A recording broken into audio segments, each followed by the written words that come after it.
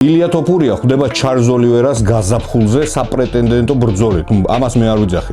ამას იძახის დანიელ კორმია და დანიელ კორმია ვიღაცა ჩვენი უბნელი ლოთი ტოლიკა კი არ არის, რომელსაც რაღაცა ბელაი გარაჭკა აქვს და წარმოიდგინა ეს ბრძოლა.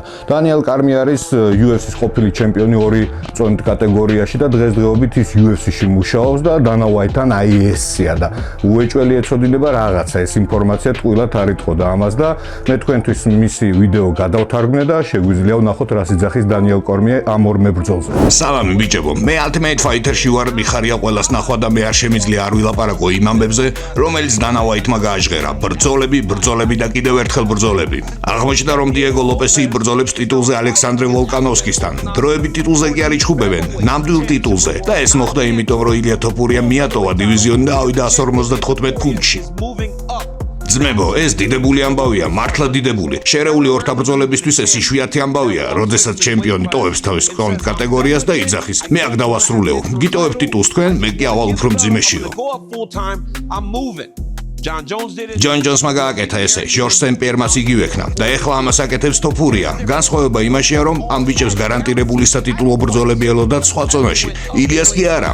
შეხედეთ ძმებო, თოფურია გახდა ჩემპიონი და ერთხელ დაიცვა კამარი. როდესაც ვიღაცა იძახის, რომ მეო, ჩემი მემკვიდრეობა წინასწარ მაქვსო განსაზღვრულიო, ჩვენ ეგეთ ტიპებს დავცინით. მაგრამ როგორ გინდა დაცინო ილია თოფურიას, როდესაც მან ჩემპიონობისათვის დაანოკაუტა ვოლკანოვსკი და მერე კამრის დაცვაზე დაანოკაუტა მაქს ჰოლუეი. ყველავთან ხვდებით, რომ არსებობს ყველა დროის სამი საუკეთესო მებრძოლი ნახევრად სუბუქ დივიზიონში. აქედან 2 ილიამ ცემა 1 წელწადში. მე ვთვლი რომ ილია წლის მებრძოლი უნდა გამხდარიყო შაშან. ეს ნამდვილი სიგიჟე იყო. ლოპესი ვოლკს ხვდება. ეს ჩემთვის მოულოდნელი იყო. 170-ში არის რაღაც კაი ამბები, მაგრამ 145 და 155 ფუნტში სასწაულები ხდება. ჩვენ არ გაგვიგია რომ თოფურია სატიტულო ბრძოლა აქვს, მაგრამ ილია იწევს ისლამს და იძახის რომ სცემს დაუმარცხებელ ჩემპიონს. ამბობს მარტინმა თუ შეძლო გათიშვა ისლამის, ისიც შეძლებს. იცით სიგიჟე რა არის? ილიას შეეძლო 75,000 ბილეთი სანტიაგო ბერნაბეოზე მადრიდში გაეყიდა. დაიცავდა თავის წონით კატეგორიაში კამარს და ეგ არის. UFC მას არ აძალებდა დაეტოვებინა ტიტული. მან ეს თვითონ გადაწყვიტა.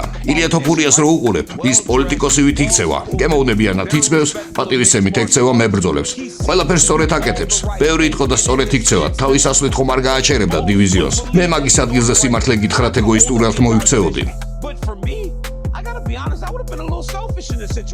წარმოიდგინეთ თუ მან წააგო. წარმოიდგინეთ, ის კარგავს ყველაფერს, ნახევრად სუბუქში აღარ იქნება მოქმედი ჩემპიონი. ილიას ტიტული რომ არ მიეტოვებინა, ვოლკანოვსკი და ლოპესი ისედაც სიხარულით იბრძოლებდნენ დროებით ტიტულზე.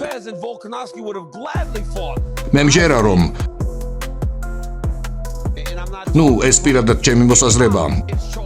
ის ჩარლზ ოლივერას შეხვდება და მე აგიხსნით რატო. ისლამს აქვს რამადანი, ამიტომ მაგ დროს მას არ უნდა ბრძოლა. ძმებო, მზის ამოსვლიდან მზის ჩასვლამდე ეს ბიჭები არაფერს არ ჭამენ, არ სვავენ.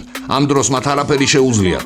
ამიტომ ამ დროს ვარჯიში წარმოუდგენელია. მე მჯერა რომ მახაჩევი მზად იქნება ოქტომბრისთვის აბუ-დაბიში. გაზაფხულზე ილია შეხვდება ოლივერას და მათ შორის გამარჯვებული შემოდგომას შეხვდება სატიტულო ბრძოლით მახაჩევს.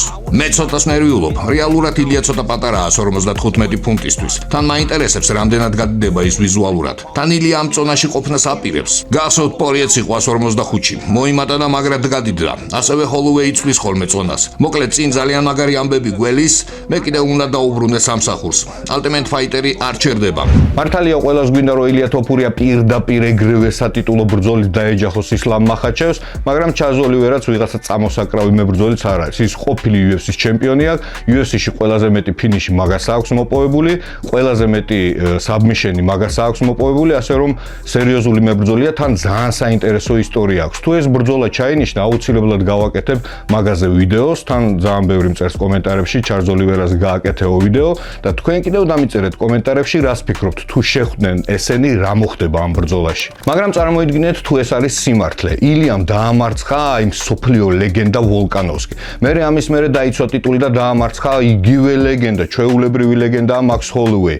მაქს ჰოლთან ორივე დაამარცხა ნოკაუტით. ამის მერე წარმოიდგინეთ ადის შემდეგი ლეგენდა არის ჩარლზ ოლივერა, ჩარლზ ოლივერასაც მოუგებს და ამ ყველაფრის მერე ხვდება ისლამ მახაჩევს pound for pound-ის რეიტინგში პირველ ნომერს, ანუ UFC-ში ყველაზე მაგარ ტიპს და მასაც უგებს. ხაბიბი, მაკგრეგორი, აი საერთოდ არაფერშუაში არ არიან. ეს ისტორია იქნება ყველაზე შთამბეჭდავი და ყველაზე მაგარი. მაგ დღეს აი მთელი საქართველო ფეხზე იდგება და დარწმუნებული ვარ, რომ ილია მოიგებს. მაგისი მჯერა და მინდა რომ ესე მოხდეს. მაგრამ არის მედლის მეორე მხარე, სარეკორდო გამარჯვებების სერია. ამ სერიაში ლიდერი არის anderson silva, ბრაზილიელი მებრძოლი, რომელმაც თავისი სახელი ოქროს ასოებით ჩაწერა UFC-ის ისტორიაში. მან 16 ZZ გამარჯვება მოიპოვა. აი წარმოიდგინეთ 16 ZZ დაუმარცხებლად გამარჯვება მოიპოვა და ის არის ნომერ 1. რაც შეეხება ისლამ მახაჩევს, მას აქვს 15 გამარჯვება. ანუ 2 გამარჯვება სჭირდება ისლამ მახაჩევს, რომ ოქროს ასოებით ჩაწეროს თავისი ისტორია UFC-ის აი ამ წიგნში, რეკორდების წიგნში. და აქ უკვე საკითხავია, აწყობს თუ არა ისლამს იბრძოლოს ილიასთან. თან ისლამი ხშირად საუბრობს დივიზიონის შეცვლაზე და იძახის, რომ უნდა ავიდეს უფრო ზევით. სადაც ბილალი არის ჩემპიონი და ის ბილალთან მეგობრობს და თვითონ ბილალიც და ისლამიც ამბობენ, რომ ერთმანეთში ისინი არ იბრძოლებენ. მაგრამ ამას წინათ ბილალმა განაცხადა, რომ თუ ისლამ მახაჩევი ამოვაო ჩემს ზონაშიო, მე დივიზიონს აუცილებლად შევცვლიო. ხო და დაწერეთ თქვენ კომენტარებში, რას ფიქრობთ, მან შეთანხმდებიან, არ შეთანხმდებიან, ავა ისლამი თუ არავა. მაგრამ არსებობს მეორე ვარიანტიც, თუ ილია შეხვდება ჩარლზ ოლივერას და მოუგებს მას, მერე შეხვდება ისლამ მახაჩევს, ეს იქნება ყველაზე შთამბეჭდავი ბრძოლა ისტორიაში, UFC-ის ისტორიაში ეს იქნება ყველაზე მაგარი ბრძოლა, იმიტომ რომ ყველაზე მეტი მაყურებელი ეყოლება ამ ბრძოლას და რა თქმა უნდა დიდი ფული იქნება. მან მოიგებს თუ წააგებს მებრძოლი ძალიან დიდი მნიშვნელობა არ აქვს. ორივე მებრძოლი გააკეთებს ძალიან დიდ ფულს და რა თქმა უნდა ყველაზე დიდ ფულს გააკეთებს UFC და დანა ვაითი. ამიტომ ამაზე საუბარი იქნება ეს ბრძოლა თუ არ იქნება ეს ბრძოლა, აი ვერავინ ზუსტად ვერ გაგცემთ ამაზე პასუხს. სხვათა შორის ამას წინათ ვიდეო დავდე დანა ვაითზე, როგორ მიაღწია ესეთ წარმატებას 0-დან და გახდა მილიარდერი. შეგიძლიათ გადახვიდეთ ჩემს არხზე და ნახოთ ეს ვიდეო.